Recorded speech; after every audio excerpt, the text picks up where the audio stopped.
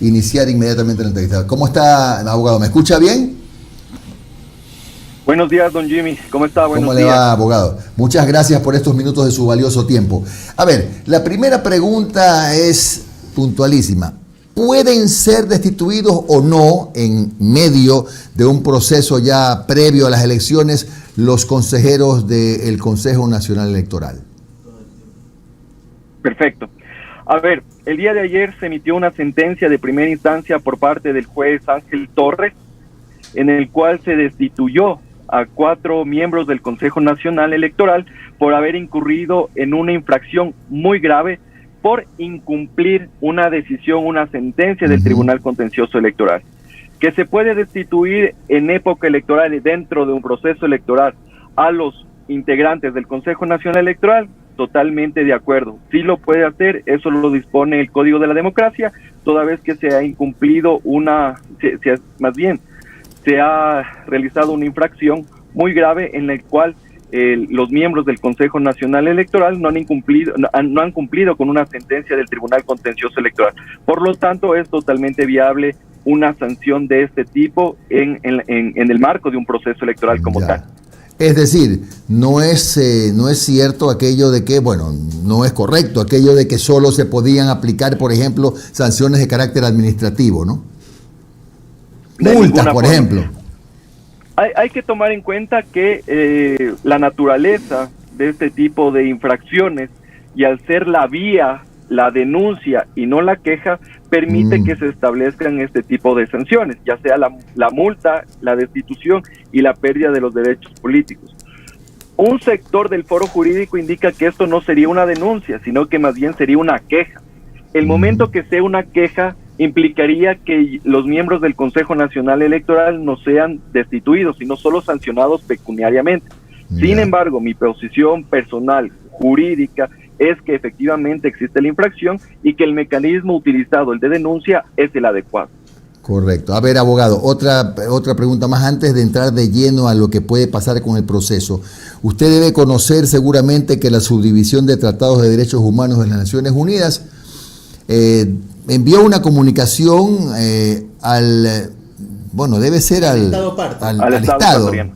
ecuatoriano, sí, donde dice que ha decidido solicitar medidas provisionales en virtud del artículo tal del reglamento, y el comité solicita al Estado parte, sí, que garantice el cumplimiento de la sentencia, solicita del Tribunal Contencioso del 30 de octubre, permitiéndose que el señor Álvaro Noboa Pontón sea inscrito como candidato de Justicia Social, etcétera, etcétera. Se ha rogado al Estado parte que haga llegar cualquier observación con relación a la solicitud hasta el 8 de febrero. Mi pregunta es, ¿esto qué carácter tiene? ¿Vinculante? ¿Es algo provisional? ¿Todavía tiene que analizarlo, no sé, el pleno de la Comisión de Derechos Humanos? A ver, el precandidato, llamémosle así, Álvaro Noboa, ha presentado una denuncia ante el Comité de Derechos Humanos de la ONU, porque él ha considerado que puede existir una vulneración hacia sus derechos políticos, a sus derechos de participación. Y este comité, dentro del proceso, obviamente que no es una resolución de fondo, sino de forma, no es una resolución de fondo, sino que ha establecido una serie de medidas provisionales. ¿En qué consisten estas medidas provisionales? Estas medidas provisionales lo que intentan es garantizar o evitar que se vulnere un derecho por parte del requiriente, en este caso del ciudadano Álvaro Noboa. En consecuencia, el comité ha dispuesto al Estado ecuatoriano que establezca todas esas medidas tendientes a garantizar que él pueda participar dentro del proceso electoral, tomando en cuenta que existe una sentencia del Tribunal Contencioso Electoral. El oficio, la resolución que toma este comité indica justamente, hace alusión a esta sentencia del Tribunal Contencioso Electoral. ¿Qué naturaleza tienen estas medidas provisionales? Estas medidas provisionales son vinculantes para el Estado ecuatoriano. Son vinculantes, eso para mí sí es nuevo ya.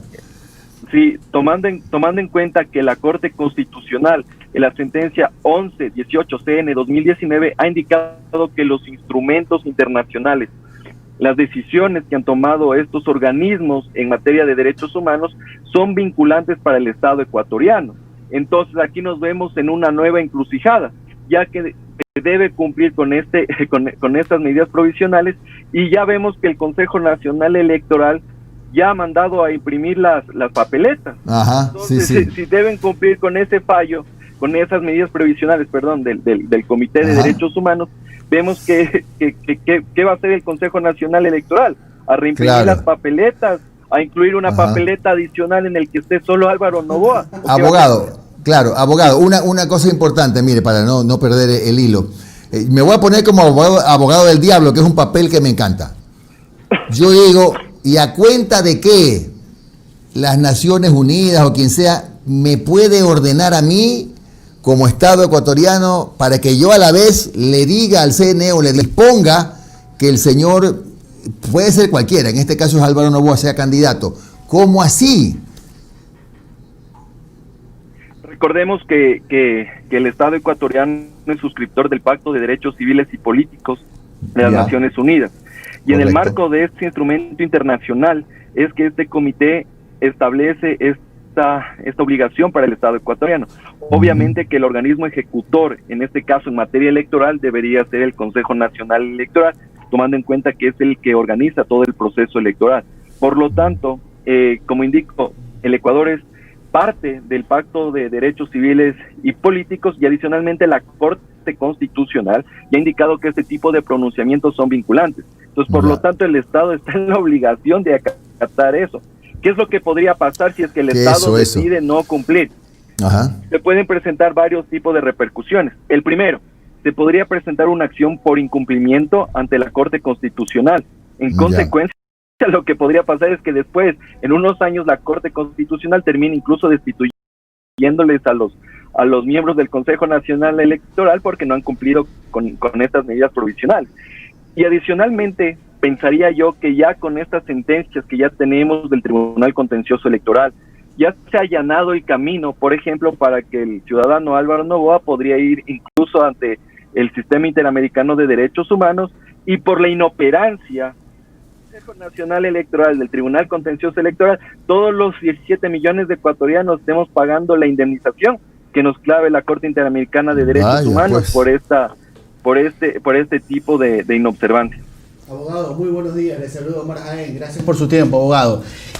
Una consulta, a ver, en la sentencia del día de ayer del doctor Torres, ¿verdad?, del doctor Ángel Torres, en la destitución de los 4 vocales, se enfoca en eso, ¿no?, en sancionar a los vocales del CNE, más no es que dice, se sanciona y aparte aplíquese las medidas de reparación para justicia social. En la sentencia solamente se enfoca en la parte de la sanción, ¿no? Un gusto, estimado Omar.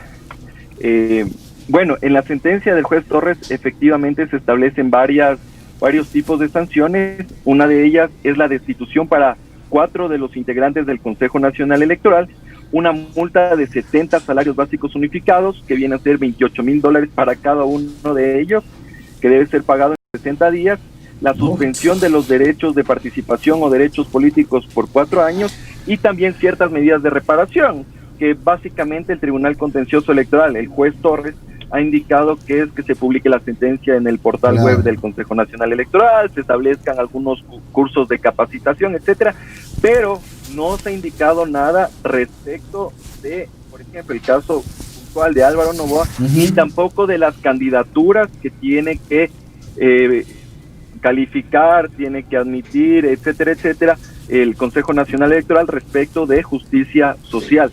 No se ha dicho nada de la candidatura de Álvaro Noboa, tomando en cuenta que esto es un proceso sancionatorio. Entonces, mal haría el juez Torres indicar que debe ejecutarse la sentencia respecto de ciertas candidaturas o procesos de democracia interna. Ahora, abogado, ¿en qué misma situación estamos? Tenemos esa primera sentencia, creo que era de noviembre o de octubre, en donde el propio doctor Torres decía, a ver, medida de reparación integral para este movimiento, que se hagan democracia interna en todas las dignidades. Pero posteriormente hubo otra sentencia de otro juez en donde le decía al CNE, a ver señores, medida de reparación, pero ustedes tienen que informar al tribunal y al país en qué jurisdicciones o para qué dignidades necesita democracia interna realizar. ¿En qué proceso estamos? ¿En qué momento estamos? Porque hasta donde yo tengo entendido, el Pleno del CNE aún no informa cuáles son esas dignidades en las cuales justicia social tiene que hacer democracia interna, ¿verdad? A ver, esto lo debemos comprender en el marco de la causa 080-2020.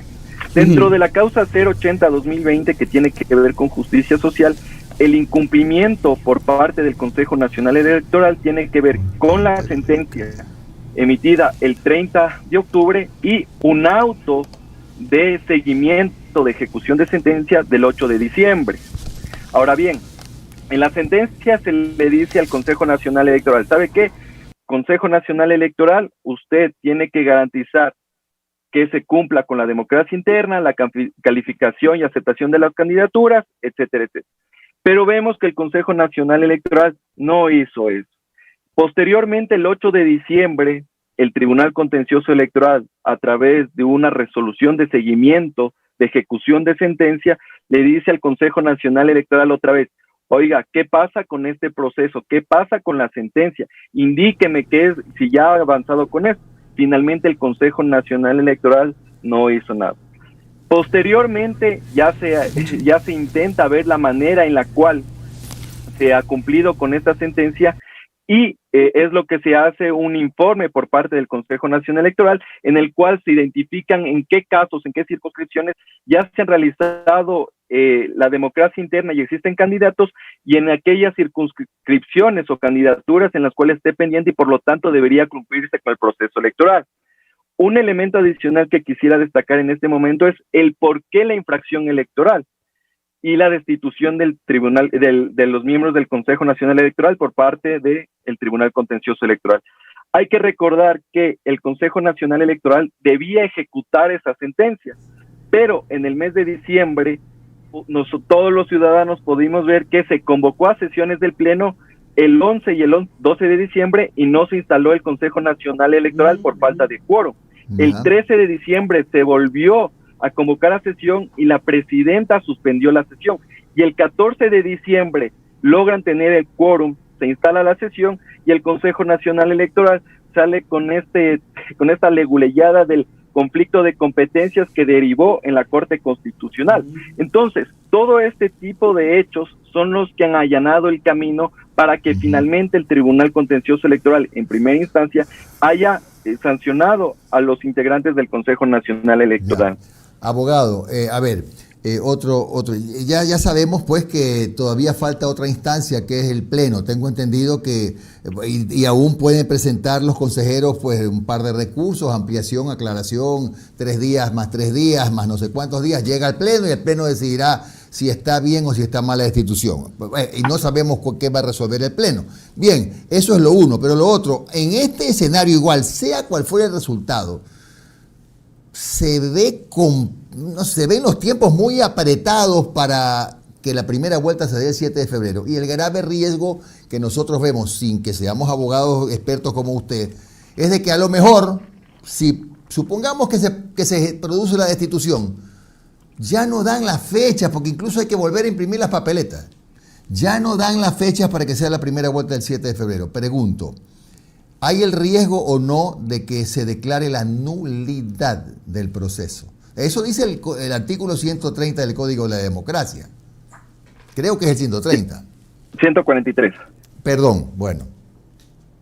A ver, ¿qué es lo que pasaría si por ave circunstancia, bajo ya sea la destitución de los integrantes del Consejo Nacional Electoral, ya sea que tengan que reimprimir las papeletas porque deben cumplir las medidas provisionales del Comité de Derechos Humanos o cualquier otra eventualidad, y eso determine el cambio de fecha, el cambio de hora de las elecciones, de acuerdo al artículo 143, numeral 1 del Código de la Democracia, eso puede generar la nulidad de las votaciones. Es decir, que se tienen que repetir las votaciones como tal.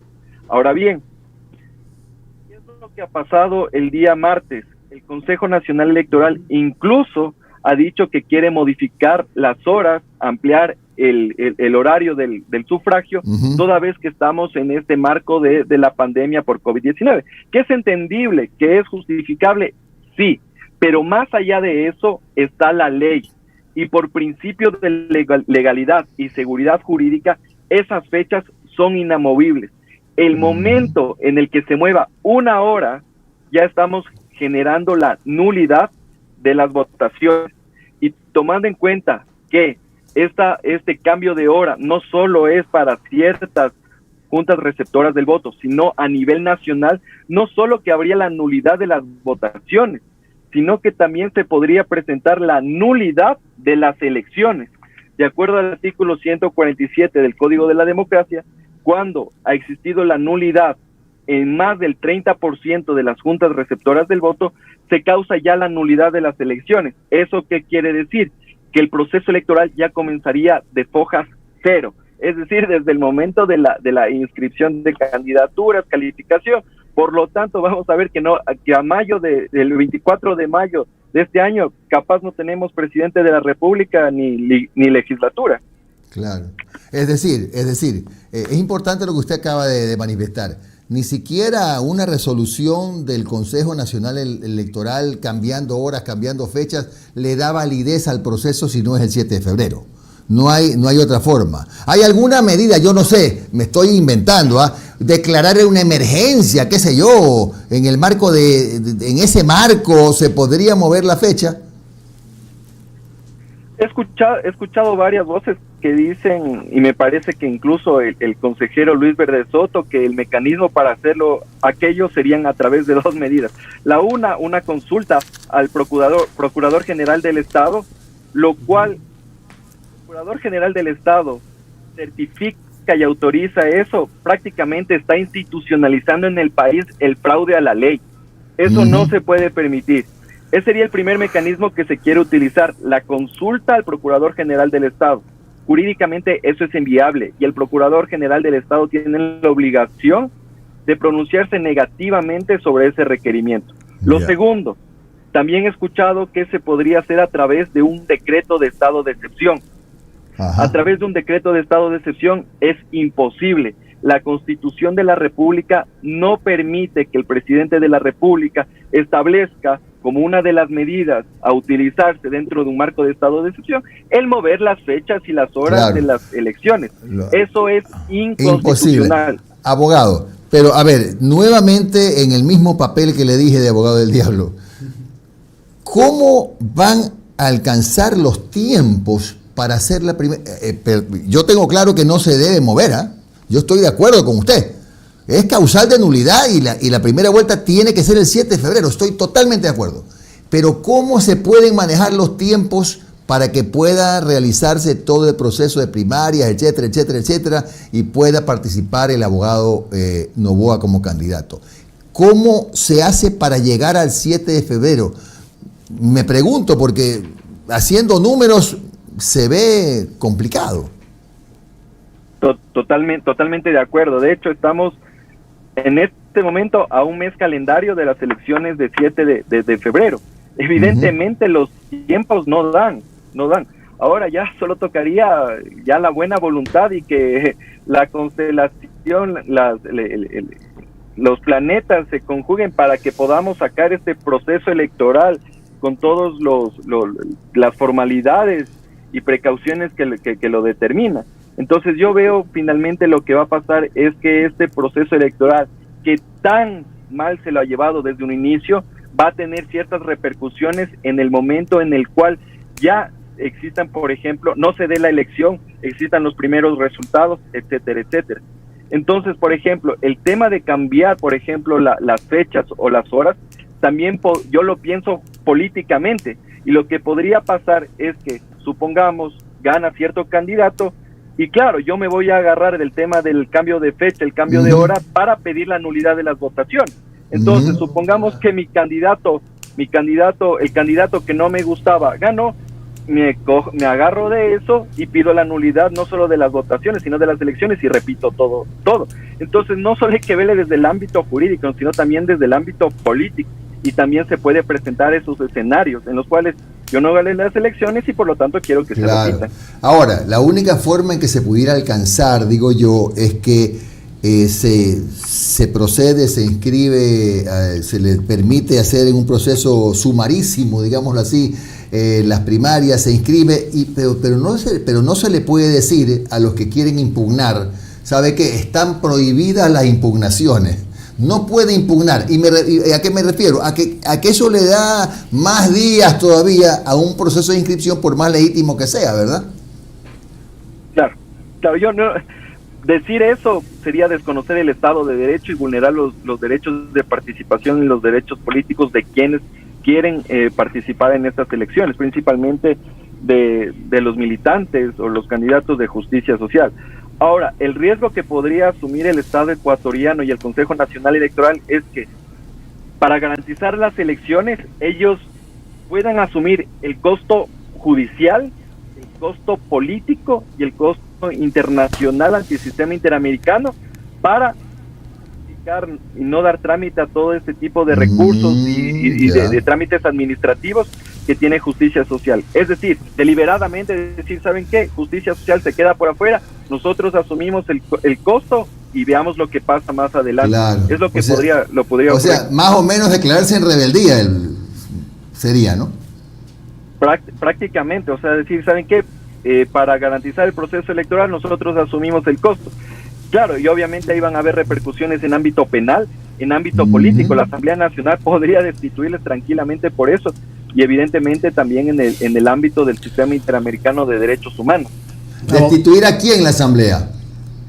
Al Consejo Nacional Electoral. Ya, ok. Abogado, mis dos últimas interrogantes.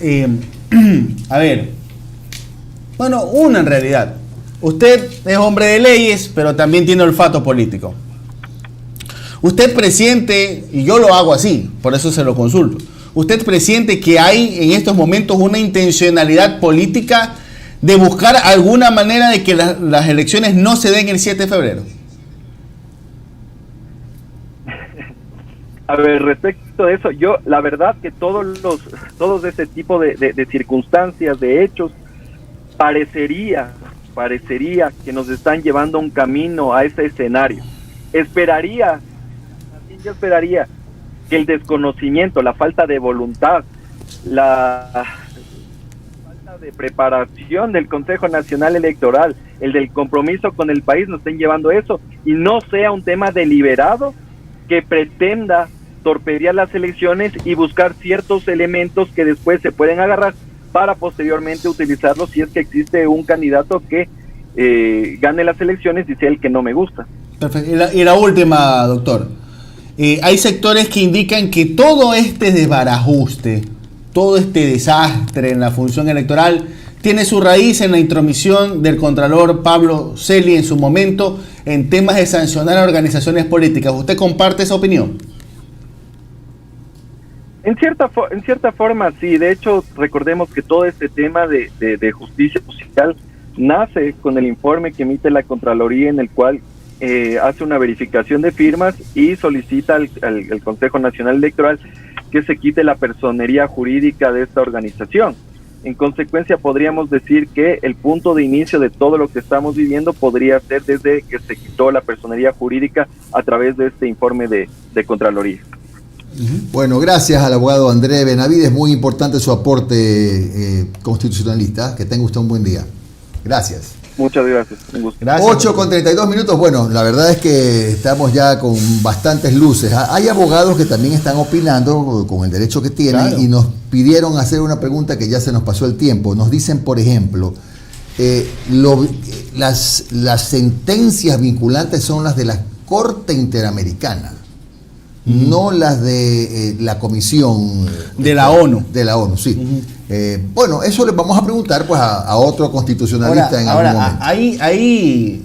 Hay sectores que indican que ni siquiera las medidas cautelares de la Comisión Interamericana de Derechos Humanos consideran que son vinculantes. A veces, claro, hay sectores que indican así. Bueno, están